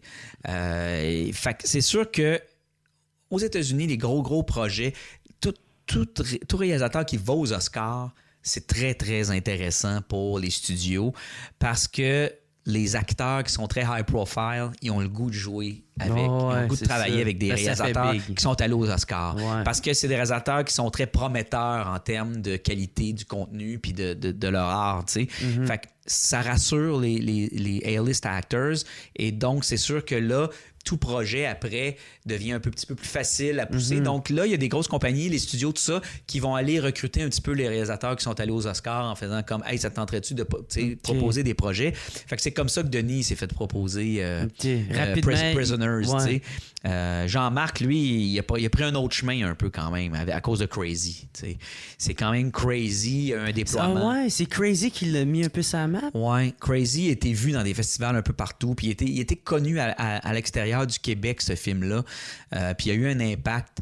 Puis il s'est fait offrir The Young Victoria. Faudrait demander à Jean-Marc comment ça s'est passé. Mais c'est là sa transition à lui. T'sais. Lui, il revient-tu au Québec d'un fois? Oui, mais il habite à Montréal. Ah ouais? Ben oui. Chris, moi, il a envoyé. Mais Denis aussi. Moi, il a envoyé. Oh! Ben oui. Dude, ça serait malade d'avoir Denis Villeneuve. Hein? Ben oui, certain. OK. Mais tu sais jamais quel chemin, puis comment ça va se produire, puis que les offres vont se présenter sur ta table, tu sais. Mais c'est sûr que d'aller à Cannes, de gagner un prix à Cannes ou d'être nominé aux Oscars, comme Philippe Falardeau aussi, tu sais, il est allé aux Oscars. Kim Nguyen aussi, tu sais, c'est quand t'étais aux Oscars, ça change ton futur. Ouais, c'est ça, OK. Les opportunités se présentent. OK, fait que c'est même que ça se passe. Hein. Puis j'avais une autre question pour toi aussi, parce que là, je vois que le temps il avance. Oui. T'es-tu capable de décrocher quand t'écoutes un film? Oui, totalement. Ouais. C'est quand t'es jeune, puis tu rêves de faire des films, puis t'es à l'école de cinéma, puis tout ça, c'est sûr que là, à chaque fois que tu regardes un film, t'as tendance à un petit peu décortiquer, à regarder, à essayer d'analyser la technique, comment est-ce qu'ils ont fait. Mais assez vite après, une fois que t'as comme travaillé behind the scenes, puis t'étais sur des plateaux, puis que tu sais comment les choses marchent, assez rapidement, tu reviens à avant, quand tu vis un film pour le vivre. Puis si tu n'es pas capable de faire ça, je pense que tu peux pas faire des films dans ta vie. Faut que tu apprécies ton expérience quand tu vois un film. Faut pas juste que tu le décortiques dans ta tête. Faut que tu vives l'émotion, faut que tu rentres dedans. Si tu ne traites plus à rentrer dedans, comment je vais faire pour te faire rentrer dans un film si moi-même je le fais pas? Fait que les premières écoutes, je regarde jamais la technique, tu sais. Je regarde, puis je rentre-tu dedans ou je rentre pas dedans. Si un film, tu sais, vient me chercher, me touche, puis je suis vraiment rentré dedans, puis là, je me demande comment est-ce qu'il a fait pour me faire rentrer dedans tant que ça. C'est sûr que moi, il y a des films, je regarde 10 fois. C'est que là, deuxième shot, troisième shot, je commence à me questionner, OK, mais pourquoi il a construit l'histoire de telle façon? Au niveau technique, comment au niveau narratif, comment il utilise la caméra, comment il utilise le point de vue, dans quel point de vue il raconte l'histoire, quel truc il a fait, quel beat, comment il utilise le son, comment il utilise la musique. Je vais l'observer dans des écoutes subséquentes que je fais après, mais pas la première shot. Jamais la première shot, je regarde pas ça de même. Je fais comme n'importe qui, puis c'est comme t'écoutes pas de la musique pour te demander comment l'instrument a été le riff joué, tu tripes avec, tu sais. Vraiment. C'est important. Moi je suis pas capable de. Moi, je suis tout le temps en train d'analyser les stand-up. C'est même ceux que j'adore au bout. T'sais. C'est vrai. Ouais, mais même le premier coup, quand t'es là, puis il te pogne, puis il le punch, puis il vient te chercher. Moi, qu'est-ce que je suis capable de faire, c'est quand c'est du monde qui ont crissement pas mon style. Okay. Exemple, moi, c'est stand-up, plus observation par les crus. T'sais. Mais fait que quelqu'un qui est genre dans le non-sens, puis qui fait de l'absurde total, moi, je décroche bien rêve, je fais pas ça. Là, ça crie, c'est cave. Puis là, je fais je peux en profiter. Ou sinon, l'autre, je vais écouter. Je vais faire il a amené ça de même. Chris, ben oui. Je te comprends. Fait que, tu sais, je vais être beaucoup dans l'analyse. Ben oui. Mais, merci beaucoup, Daniel Roby. C'était vraiment le fun, man. Ben, merci de m'inviter, sérieux. C'était pas été ben dur de te convaincre, là. Hey, tu viendrais-tu à mon podcast? Ben oui. Une chance, mes agents, mes assistants m'ont dit oui. Hey, Dan, tu viendrais-tu? Quelle heure? OK. Ouais, c'est ça. Je suis pas trop dur à rejoindre. Hey, fait que merci beaucoup tout le monde. Ben oui, t'as-tu de quoi à plugger? Moi, absolument pas. Moi, c'est ça. J'ai rien à vendre. Suspect numéro 1. C'est disponible partout. Et sur YouTube, apparemment. Ouais, sur YouTube, exactement. Fait que merci beaucoup tout le monde d'avoir écouté. On se revoit la semaine prochaine. Ciao tout le monde. It's the What's Up Podcast. What's Up Podcast. What's Up Podcast. Avec Jeremy Alain. Yeah. Pom, pom, pom, pom.